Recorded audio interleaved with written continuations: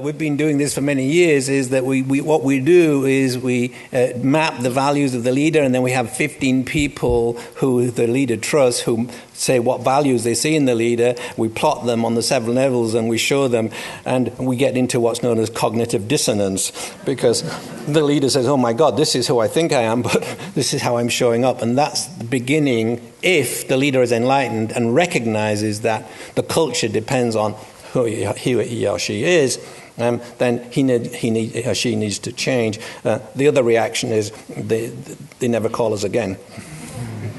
Denial. Okay. All right. So thanks, Richard.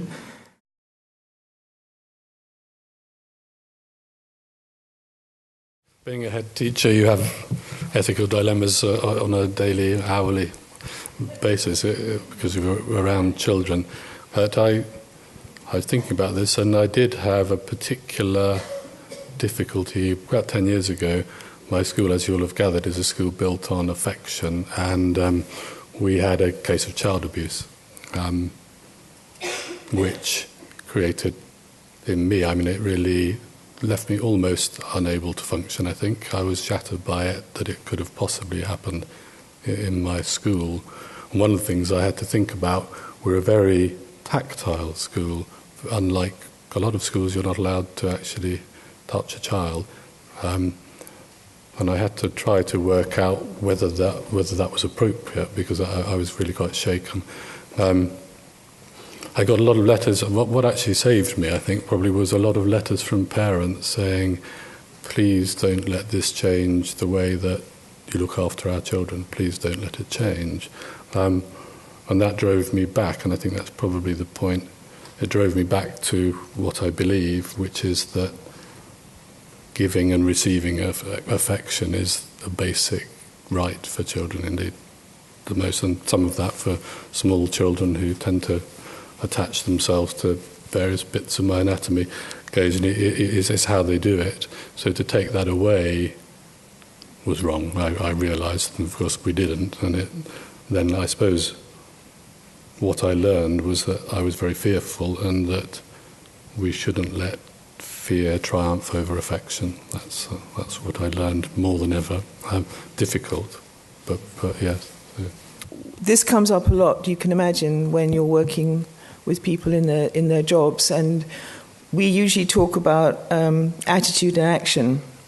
So when you're facing an ethical dilemma, you need to look at what your attitude is, and are you looking at the ethical dilemma from a position of interdependence, or are you looking at it from a place of self-defense, or wanting the best result for yourself?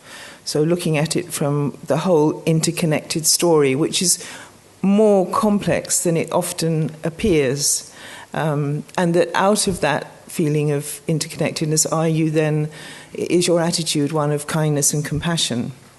And then your actions, and there's a basic question we can all ask ourselves in terms of our actions, in terms of whether something is ethical or not, and that's, does this action bring benefit to myself and others, or does it bring harm to myself and others? And if it brings a benefit to oneself and harm to others, then it's not ethical. If it brings harm to oneself and harm to others, it's not ethical. You need to have a double positive, that it's beneficial for oneself and beneficial for others. And it might sound simplistic, but actually if you try it out, it really works. It's uncompromising. I think that's why we want to say it's simplistic. Actually, it's uncompromising, but it does give a sort of ethical compass that we can kind of review our actions from. Okay.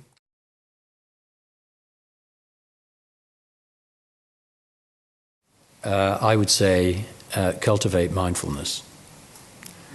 That's it. The more you do that, the more things will work out for you. And now, the world of work is an imperfect place. We've just got to accept that that's so. One of the questions, actually, if I can just digress for a moment, listening to the presentation, was whether the government dares to allow the entropy level in the NHS to be measured. The NHS is an incredible organisation in the sense that it's doing the most wonderful thing, but actually if you ask people how they feel who work in it, a lot of them, I think, and I do know a lot of them, are pretty dissatisfied. So it's an imperfect place. So the question is, how are you going to get through, actually? How are you going to get through your day? Some people are being beastly to you. Your employer is not being sympathetic. They don't seem to listen to you. How are you going to do this? And I think my answer is that you need a certain inner strength. You need to cultivate your own courage, your own place, if you like, where you feel comfortable, where you feel at home. And that ultimately rests with you. It's entirely up to you, actually, how you feel about yourself. And so building on what we've heard earlier about self-compassion, this is the absolutely crucial point. Actually, there are two aspects to the mindfulness. There's what you might term the absolute aspect, which I was speaking of a little when I began, which is like a kind of, very profound experience where everything seems to slot into place completely, but that doesn't last. So you need something else, which you also practice, which is like your kind of everyday. Your everyday, I need to do the following things. And this practice of mindfulness essentially involves cultivating your ability to place your mind on an object and keep it there so that you don't lose yourself, you don't get distracted. And then secondly, you bring to that an awareness of your situation. You see what's going on. And thirdly, you develop an ability to remain spaciously present in whatever's going on. Now, if you manage, and this is not an easy thing to do, but if you manage to cultivate these three qualities, then all the situations which are going to cause you anxiety and difficulty at work you can deal with them, you can. If your employer is bad to you, this is the answer. And actually, if you really behave like this, your employer will suddenly begin to appreciate you a lot more. If there's someone who you're experiencing in your workplace who's obviously having a really hard time, maybe they're actually, their behaviour's turned a little bit bullyish or they're being judgmental, just take a moment and say, sounds like you're having a really hard day. Is there something that's happened? And create a safe space for them to open up and share. And through that can be quite disarming. I've had an experience of someone who was actually in a housing benefit office. I was trying to get housing benefits, so full of stress. And this man was being really, really aggressive. And I just said something to him which completely disarmed him. And he started telling me what he'd been through and how he'd almost been physically hurt the day before and what he was carrying. And through that, we then had a completely different communication. And it meant I left, having let go of some of my fear and concern, and also created like a new friendship. I think that potential to transform every relationship that we have with everyone, even those who have been really difficult, is always there. I occasionally do an assembly with them where I tell them I have a pair of love glasses, through which I can see love. And then I ask them to send their most loving thoughts to others, and then I explain to them I can now see rainbow. It's always rainbow coloured. Funnily enough, love, if you didn't know that, it is rainbow coloured. And it's very lovely. And you can see it go arcing towards everybody. And of course, in some ways, wouldn't the world be lovely if we could all see that? We'd then be able to know what we needed to do. But it isn't. And we see through a glass darkly, and life is approximate, and that's very difficult. I think we have to acknowledge that, and that's very important. And that actually it's because of those things, it's when we're making that effort to understand, that's when we're at our most human. But so I think the imperfection is a key part of the humanity, if I can put it that way. Yeah. Okay, good. We spend 14% of our lives working. Let's put that into perspective. We have to bring everything,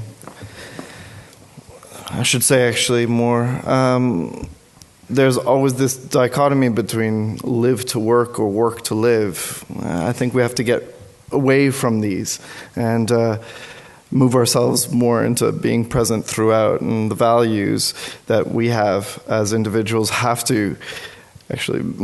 be catalysts for our organizations. I remember, I don't know if people have seen The Corporation. It's a documentary, and that measured corporations against the World Health Organization's ideas of what a psychopath is. And most of our corporations are psychopaths. And why is that? They're filled of humans, individuals. So how can let us think about how our values can, like John said, transfer to our places of work, not just ourselves.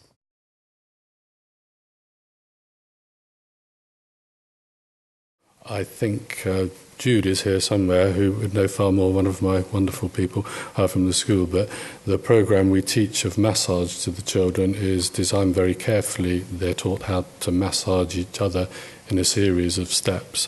But I had the most wonderful thing, and they all got little names, and I was in the Master's Lodge in St John's College in Cambridge, which is an ancient institution, and a 6-year-old appeared behind me and said, as they always have to do, is it okay if I give you a massage? Which is what they have to ask each other, and then proceeded through the steps, which were things like Baker and all different steps they have to do, and then got to hairdresser, and then paused and said, I think we'll skip that one. But the joy of it was that he felt completely unabashed. It was not perhaps the most appropriate place for it, but actually he knew that form of contact, respectful touch, and I think that's the point. It's a protective thing, and people tend not to understand that. It's an expressive thing. It's about feeling physically how someone else feels, but it's about respecting them. So that's how we try to teach it. Yeah.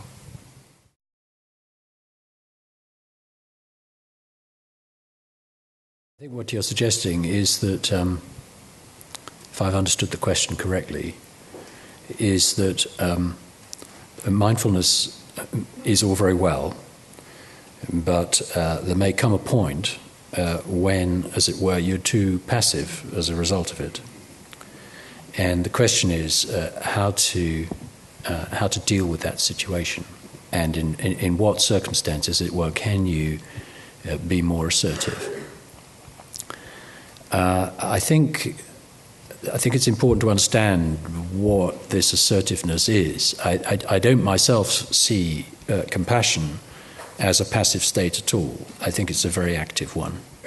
I think it's engagement with everybody around you in a very positive way, and it can also, I think, be quite sharp.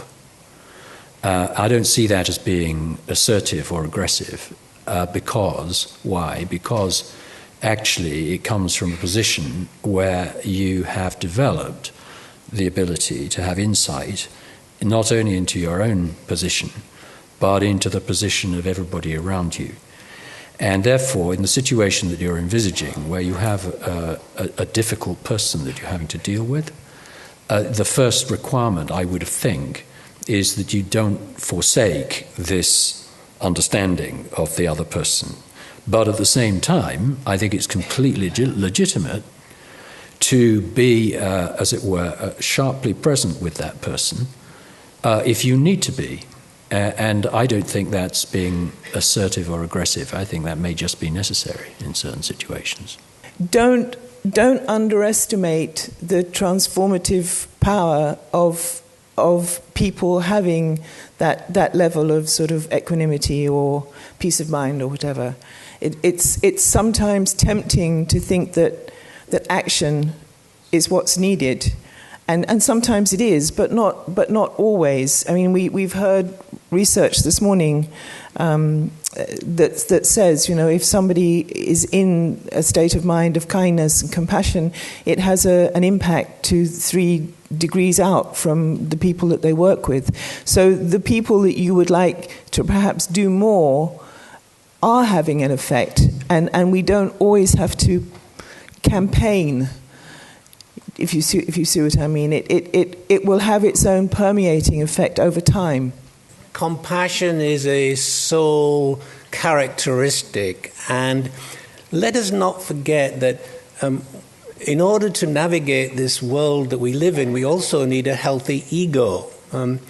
We don't want to get rid of our egos, we just want to blend our egos with our soul. And so having boundaries of self-respect and being able to say, okay, this is even through mindfulness, I'm still feeling something here that is out of alignment. I need to express that in order to express the healthy sense of ego that I have. And for me, that's the key.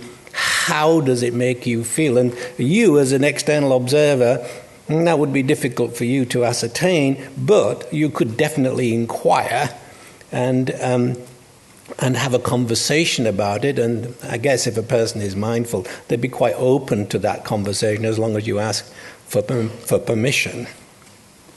Well, I love this area. I've been the last 25 years wondering how can we change situations without using violence or blaming or demonizing or labeling, and without just being passive and doing nothing.